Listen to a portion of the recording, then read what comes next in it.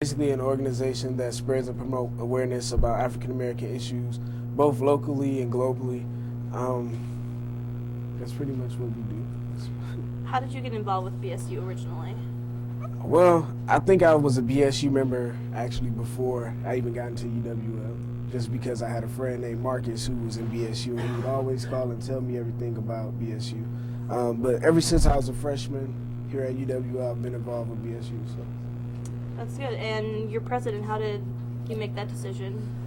Well, I was also president last year, so I guess everybody liked me enough to re-elect me, I suppose. But that decision came about because I wanted to see BSU go into a different direction than what it was going. So.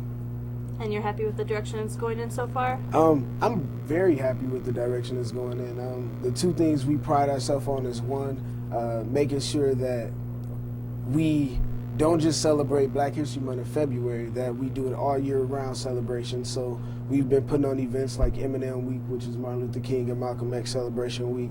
Another thing we pride ourselves on is helping each other learn about each other, and/or what I say is teaching each other about each other, because there's things that somebody else might know that I don't know about, African American history, and we can all get together and, learn from each other. I think that's really important. So what programs or events are you going to be putting on this semester? Reflections of Ebony is coming up very soon, February 27th. If you haven't gotten your ticket, you need to hurry up. It's about 150 tickets sold already, and it's only room for 352. So what, we heard a little bit about that from the live shop, but what's that all about? Reflections of Ebony is our, I guess, in a way, annual Black History program. What we do is, we get some nice, good old soul food, sit around. We honor this year we're honoring past alum that were all football captains. Last year we honored pretty much all African-American faculty, staff, and classified staff on campus. And another thing is we're going to honor some of our BSU members. They just don't know it yet. Oh, little surprise. Yeah. All right, so why would you encourage somebody to get involved in BSU? If we all have our own perceptions or whatever about African Americans, and I think that joining organizations, any diversity organization or whatever, could help you clarify what you don't understand. Mm-hmm. And I feel like BSU is an organization that does that very well. And of course, you don't have to be Black to be in BSU. Of course not. We can't say it enough. It's an all-inclusive organization. So besides doing things on campus, do you guys do a lot of things for the community? Yes. Right now what we're currently working on is with Dempsey Miller, who's the African-American liaison for the public school. He has a mentoring program called From Gents to Gentlemen or something like that. And so what we do is we go to his program. It's behind the YMCA. It's a little house. It's called the Teen Center. And we basically mentor the youth. We help them with homework, play with them, talk to them, all types of stuff. So it's a very cool experience. All right, great. So where and when does BSU meet? We meet every Thursday at 6:30 in room 331, Cartwright. Okay, so you'd encourage everyone to attend? I've been there. It's a good time. Exactly. Gotta love BSU. See? All right, well, thank you so much for being here, Shondell. Thank you for having me. Stay tuned. Adam will be right back with This Week's Sports.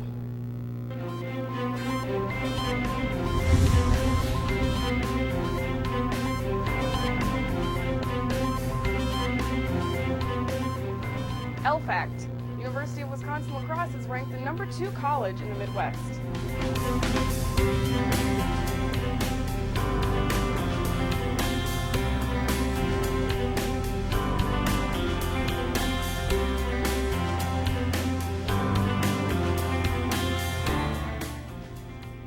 UW-La Crosse is ranked number 34 for out-of-state students among public universities nationwide.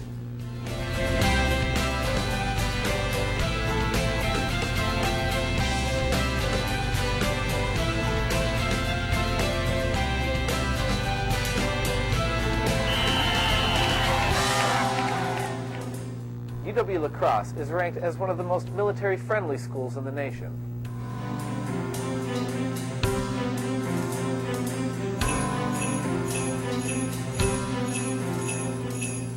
UW-La Crosse is number 24 among medium colleges and universities for Peace Corps volunteers.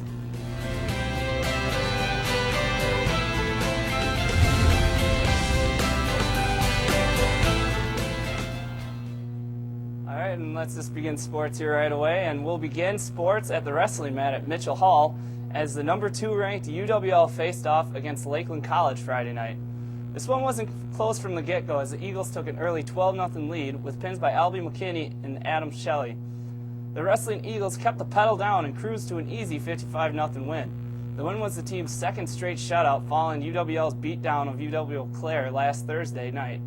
6th-ranked Matt Mosseth picked up his 100th career win by pinfall in the 149-pound division and Alex Dahl improved his season record to 15-0 with a win by decision at 141 pounds. Billy Mayer, ranked 9th in the nation, won by pinfall as well. Sticking with the UWL wrestling team, they traveled to UW Eau Claire to take part of the UW Eau Claire Invitational last Saturday night. UWL scored 29.5 team points and placed 9th out of 15 teams at the Invitational. Augsburg College won the invite with the score of 138 points. J.R. Lewis led the Eagles Saturday with a 3rd place finish in 157 pounds with a record of 7-1 for the night. Also, Brady Shurup and R.J. Dilcher both went 2-2 at 157 pounds for the Eagles.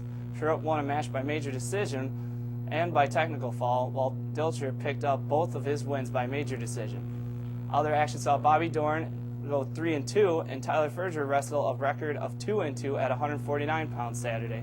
Scott Gifford went 4-2 at 174 pounds, and Evan Sinram finished at 2-2 at 197 pounds. The Eagles now gear up for the WIAC Championships at UW Platteville Saturday, February 27th. And finally, we'll finish at the hardwood as the UW Lacrosse women's basketball team is joining the Women's Basketball Coaches Association nation of coaches in raising breast cancer awareness around the area. The UWL Eagles host 4th-ranked UW Stevens Point this Saturday in Mitchell Hall as part of the WBCA Pink Zone. Fans are asked to join both teams by wearing pink to the game. A total of 300 Pink Zone t-shirts will be handed out to the fans. The women's game is at 5:05 Saturday afternoon following the men's game against UW Stevens Point.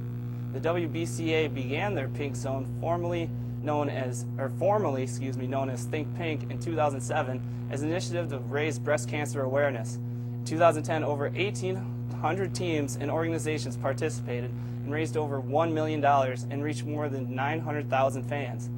Across the nation overall, the WBCA has raised nearly $3.3 million in only 4 years. And that's it for this week's sports. Wow, that's really impressive. Yep. That's a good way to take the Think Pink breast cancer awareness. It's definitely worthwhile. So, and I don't know about you guys, but I'm still really floored by the whole protest that we had today. I don't know if you got Definitely. out to the clock tower.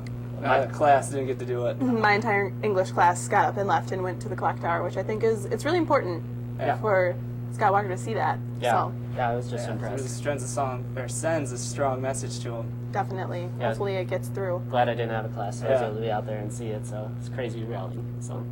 Well, like we said, if you want to get out there, it's 6 tonight at Copeland Park. So thanks for watching WMCM's Weekend Review. Make sure to join us next week, Thursday at 4:30, right here on Campus Channel 6, Charter Channel 96, and Digital Cable Channel 989.